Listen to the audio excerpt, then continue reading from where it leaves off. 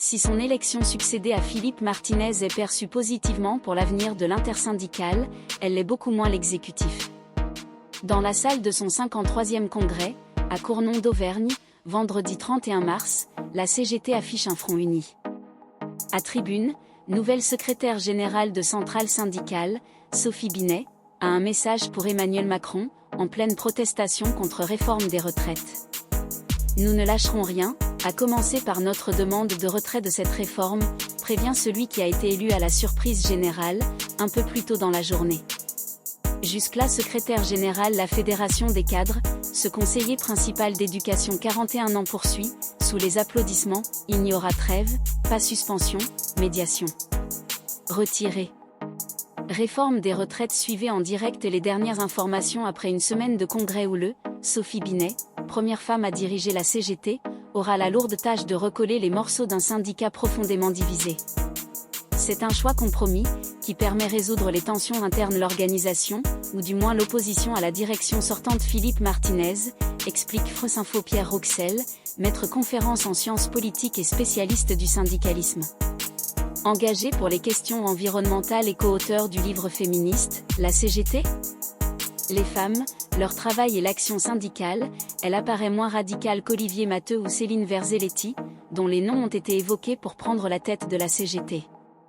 Personne n'avait intérêt à casser l'intersyndicale avec Sophie Binet, l'avenir de l'intersyndicale semble s'inscrire dans la continuité. Le fait que la voie du compromis ait triomphé rend peu probable à court terme toute fracturation de l'intersyndicale, analyse Pierre Rouxel. Personne n'avait intérêt à le briser, y compris les plus farouches opposants à la ligne de Philippe Martinez, abonde Maxime Kijou, sociologue au CNRS et au Conservatoire national des arts et métiers. On évite une crise assez forte à la CGT, donc on évite une catastrophe qui aurait pu emporter directement ou indirectement l'intersyndicale. Maxime Kijou, sociologue au CNRS et CNAM à France Info. Son élection a été saluée par d'autres syndicats, à l'instar du secrétaire général de l'INSA, Laurent Escure. Même enthousiasme chez les opposants politiques à la réforme des retraites. Les dangers, c'était la fracture interne et l'affaiblissement du front contre la retraite à 64 ans. C'est une bonne nouvelle à mes yeux, a déclaré un député du NUP à France Télévisions. Le nouveau patron de la CGT a confirmé que l'intersyndicale se rendra à Matignon mercredi 5 avril pour rencontrer Elisabeth Borne. Plus question médiation ou de rupture, comme réclamait Laurent Berger, le secrétaire général de la CFDT, auquel Philippe Martinez avait semblé emboîter pas. Cela a provoqué un moment d'hésitation au Congrès. Là, on revient sur le retrait de la réforme, qui envoie un signal clair en interne, décrypte Maxime Kijou. L'exécutif pariait sur les divisions de la CGT. Dans ce contexte, l'arrivée de Sophie Binet est-elle une bonne ou une mauvaise nouvelle pour l'exécutif ? Officiellement, la majorité salue son élection. Personne ne peut souhaiter que la radicalité s'impose à la CGT. Sa nomination est d'abord une bonne nouvelle pour le dialogue social, assure à France Télévisions le député Renaissance Marc Ferracci, proche d'Emmanuel Macron. On ne peut que se réjouir de voir un réformiste à la tête de la CGT, approuve aussi le député Horizon Paul Christophe, en charge des retraites pour son groupe.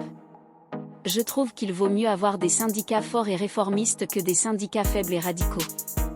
Les premiers peuvent faire bouger choses en instaurant un rapport de force utile, les seconds font monter tension dans le pays sans rien apporter de positif, appuie pour ça par Nicolas Turquois, député du MoDem.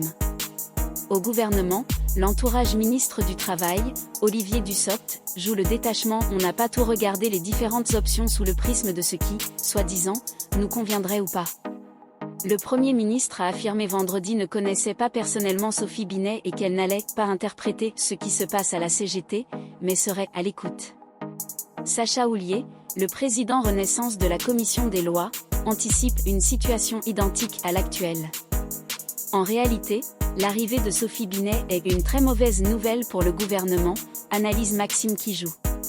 Selon lui, l'exécutif pariait sur les divisions CGT pour faire prospérer la stratégie de décroissance, mais il n'y a finalement pas crise à Centrale, ce qui maintient le front syndical uni. Le profil de Sophie Binet n'est pas non plus un atout pour le pouvoir en place. Cette jeune femme, qui vient de la direction, rafraîchit elle de la CGT. Elle va renvoyer une différente dans l'opinion publique, sur laquelle le gouvernement aura peu de prise, anticipe la sociologue. Il modernise la CGT, abonde le politologue Dominique Andolfato.